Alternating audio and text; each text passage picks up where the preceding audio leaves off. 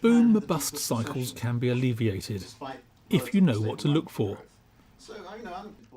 In 2006, Professor Tim Congdon, founder of International Monetary Research, spotted some devastating early warning signs. IEA TV learnt how he alerted the financial community. When you get large fluctuations in the growth of the quantity of bank deposits, you get macroeconomic instability. When you have rapid growth of money, you have buoyant asset prices, obviously tending strong demand, boom, and then inflation in goods and services. And all these signs were emerging in late 2005 and early 2006, when you had, if you remember, a very buoyant housing market and strong stock market and so on. And so I was concerned that we're going to go through another boom-bust cycle and that it was important to reduce the rate of growth, quantity of money. Yet 1 year later, in 2007, Northern Rock failed. How could the central bank have done things differently to help? In the run-up to the financial crisis, which really began in the middle of 2007, some banks had borrowed a lot from other banks, including banks in Asia, to finance their new loans in the UK and other parts of Europe. The immediate problem they faced in the middle of 2007 was that the access to these funds was stopped. The interbank market froze up. It had always been an understood part of the way the British banking system worked that when British banks couldn't, in the expression, fund their assets, they couldn't finance their operations in the normal way, they'd go to the Bank of England, and the Bank of England would provide them with the finance, tell them they'd been very naughty boys, and charge them a lot of money for their loans. This is really a tradition going back to Bagehot's 1873 book called Lombard Street.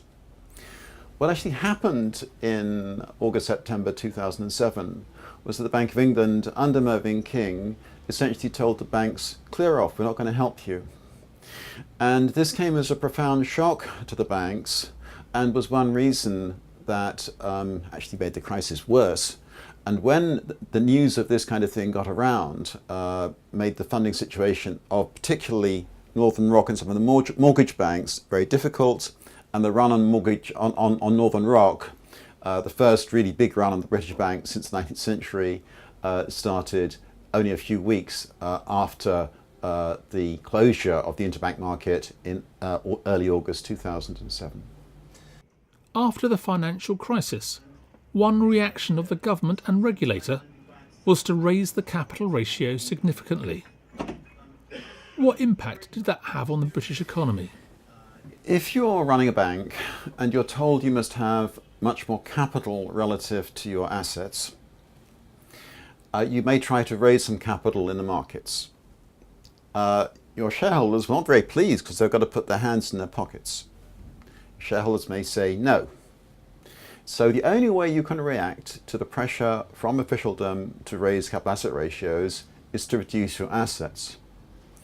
Now, if banks reduce their assets, that means that the availability of loans and so on is reduced to households, small businesses, and so on. First effect. The second effect is that because banks' assets and liabilities are obviously the same two sides of a balance sheet, then the liabilities go down as well. The liabilities in a modern banking system are predominantly deposits, and deposits are money. So the effect of raising the capital asset ratios is to cause a distraction of money balances, a reduction in the quantity of money. So the sudden regulatory shock in September, October 2008, this raising of capital asset ratios, among other things, meant that suddenly there was a big fall in the quantity of money that was imminent. And the deflationary effect of this was so severe that interest rates had to be slashed very quickly from about 5% to 0 across the industrial world, and then in early 2009 it was necessary to offset this distraction of money by deliberate money creation by the state in the form of quantitative easing. Britain has recently had the worst growth performance in industrial history.